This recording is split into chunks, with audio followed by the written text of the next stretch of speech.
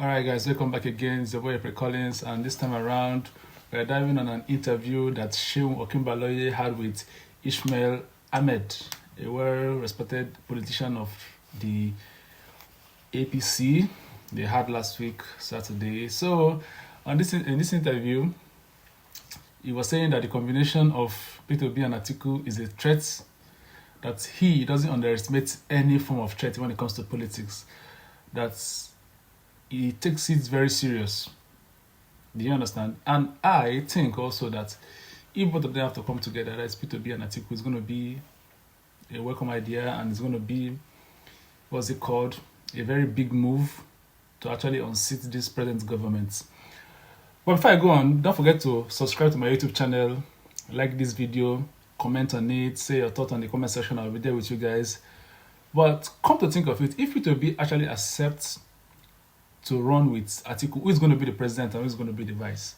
And if P2B finally end up being the vice, he is going to be inactive, because we've seen it.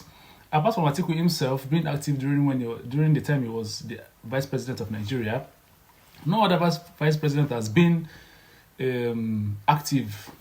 Namadi Sambo, never active. What's his name? Even when Goodluck Jonathan was even the vice president, he was not that active. Lawan was not also active. So many of them were not active. Even Oshibajo, he was not even active. Do you understand? Right now, if you look at the kind of person that Shetima is, very eloquent, very smart. If you look, actually, Shetima is very, very smart. When you listen to him when he speaks, if we are to take away every political sentiment out of it, Shetima is actually very smart. But if you look at it now, we're thinking that when they were doing their campaign, he was saying that he's going to take charge of the security part of the government, that is going to make sure that the terrorists are being tackled and every other thing. But for what, he has not been doing anything apart from traveling to represent Nigeria in so many countries. He has not been very proactive with the government, and he has been very quiet. That's the kind of thing that can happen or will happen to P2B if he becomes, or if he accepts to be the vice president of Nigeria, and if he's not the president of Nigeria. The person of Alhaji Atiku Abubakar is going to override P2B. Definitely. He will not give him a chance.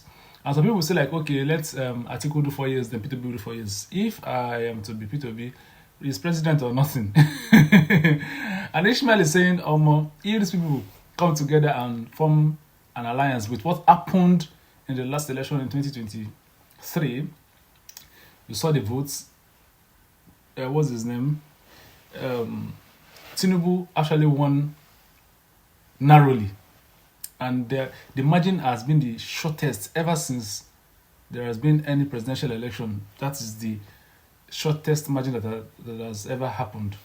You know, P2B getting 11 states, and also, what's his name, Atiku getting the number of states he got and all that. So you find out that if both of them come together, it's going to be a massive problem for what's his name, Tinubu. And Tinubu is also smart. He has been strategic. He has been doing a lot of things to make sure that he doesn't leave that seat. Building houses for the judges, doing many things. You know, that guy is very smart. He's setting up for 2027 election, when, in fact, immediately, and that's what they say, most of these our Nigerian politicians, they don't actually care about us. Immediately they win for any seat, immediately they start planning for the next 4 years. Do you understand? They don't even care about you. All they want to do is to remain in power and never leave there. Do you understand what I'm saying? So it is a very big problem. It's a very big problem for us in Nigeria.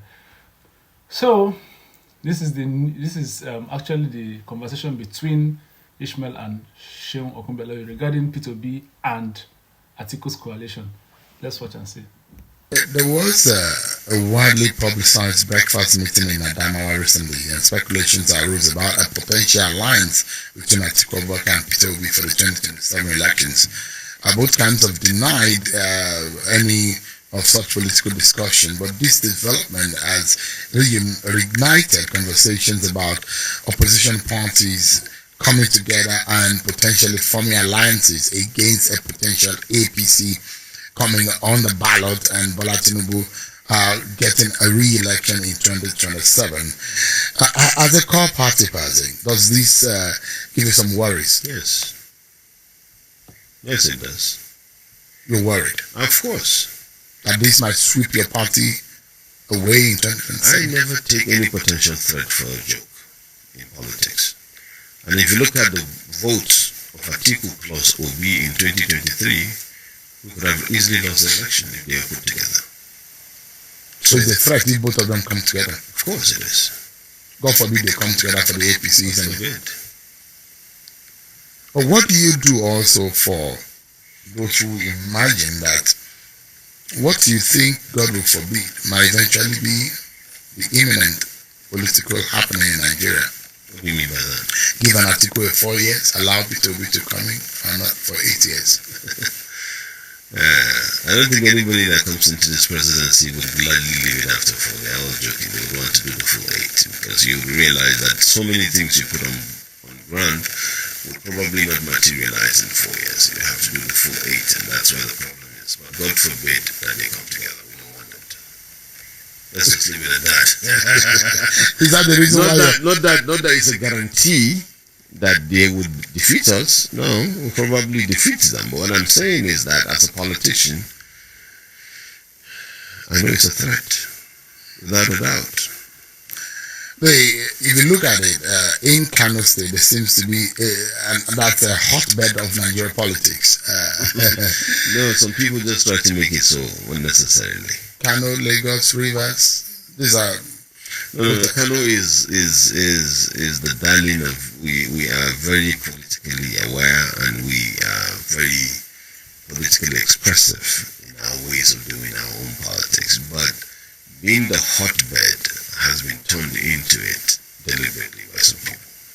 Okonkenso has dealt a big blow to the APC in Kano State. It makes your party look so lacking in potency, and it doesn't look like there is any existence of APC in that state any That's longer. not true. That's not true. Can you define? We have a deputy senate president from Kano who won the Kano North. We have a lot of House of Rep members from Kano who are APC people. And they're doing very well in their own right. Well, you said I was governed by the APC for how many years? Yeah, that was And reduced to having a sprinkle of federal lawmakers. I'm not going to sit down here and deny to you that we are not dealt a bad hand. We are. And yeah. The party is still feeling dizzy from the heavy blow that Okonkenso and his team in NNPC, as the blow that is dealt with your party left you with not only a bad eye, but I'm not sure how you guys are going to be able to recover from it. We will recover. Don't worry about that. We will recover. But yeah, I see what you mean. That it was.